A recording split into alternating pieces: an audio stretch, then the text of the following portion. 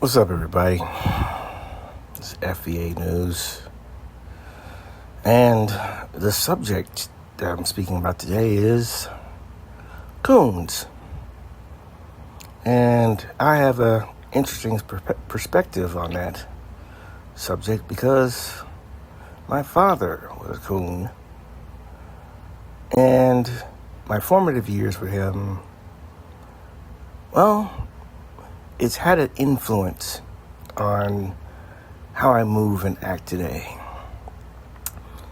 First off, my father worked at IBM. He was a high-level executive.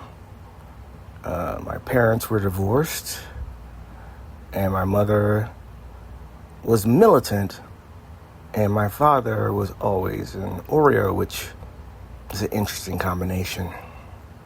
Anyway, I digress. Living in that house with him, he taught me not to appreciate anything about my blackness. And he tried to teach me to be subservient to the white people that are around us. And there was nothing but, because we lived in a LaFontaine place, a development in the city of Boca Raton, Florida. I remember one time I got into a fight with these three white kids, and I proceeded to beat the crap out of them. They jumped me. This is kid bullshit. But I proceeded to beat the crap out of two of them, while the third one ran away. Now, mind you, I was attacked unprovoked. So while I'm waiting in the principal's office, you would like to believe your father would have your back. You arrive back home, he began to chastise me, call me all sorts of names. You shouldn't have done that. He even went so as far as not to defend myself.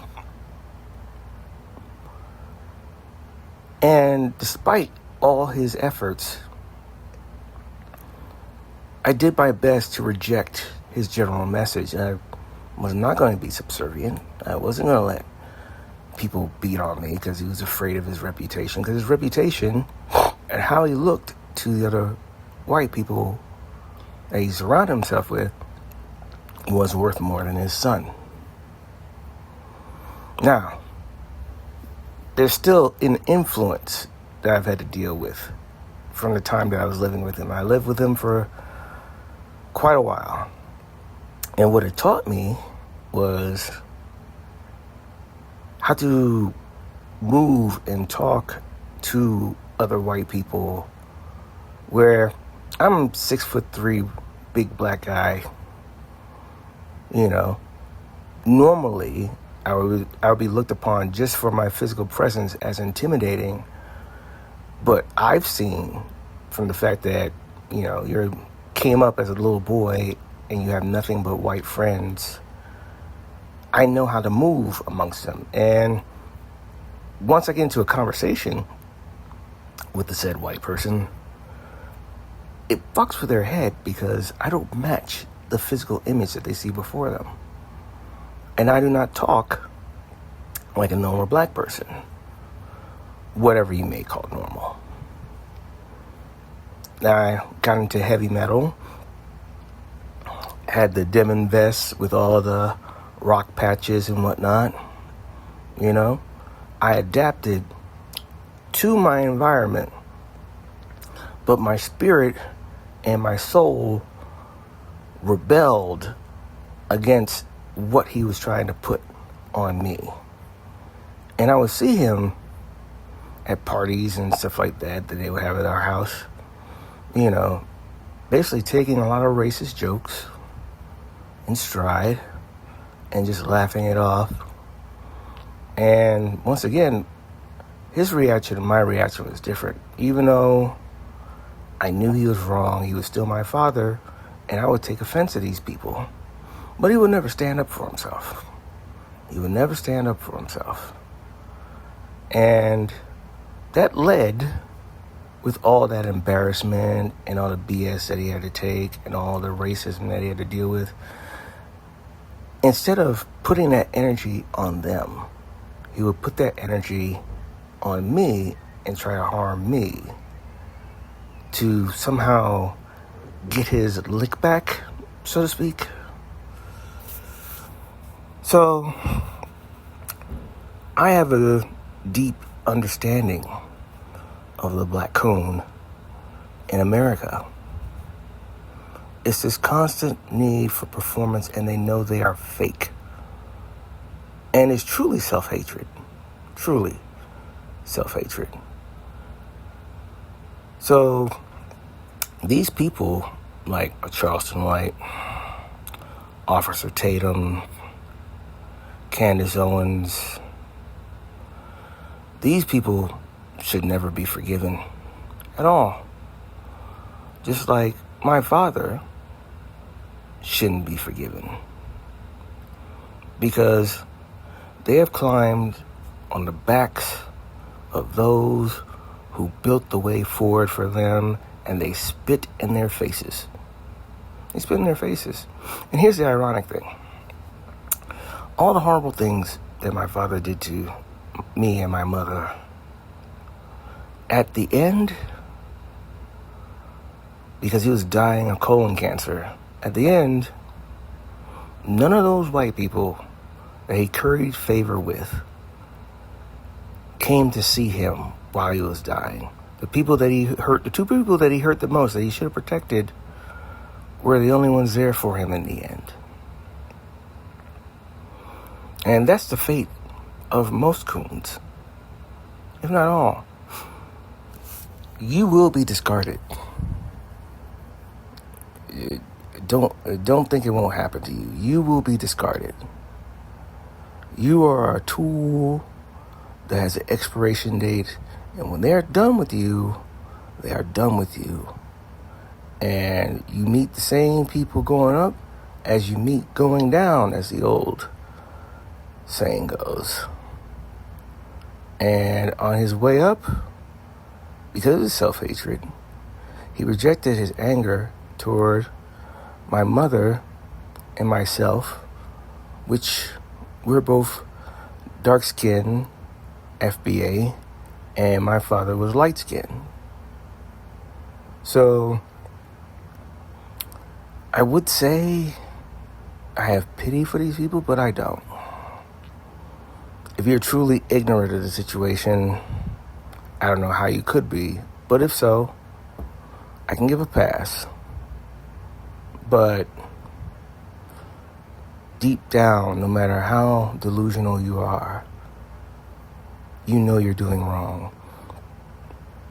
And you're thinking in short term. Coons think in short terms. They don't think in long terms.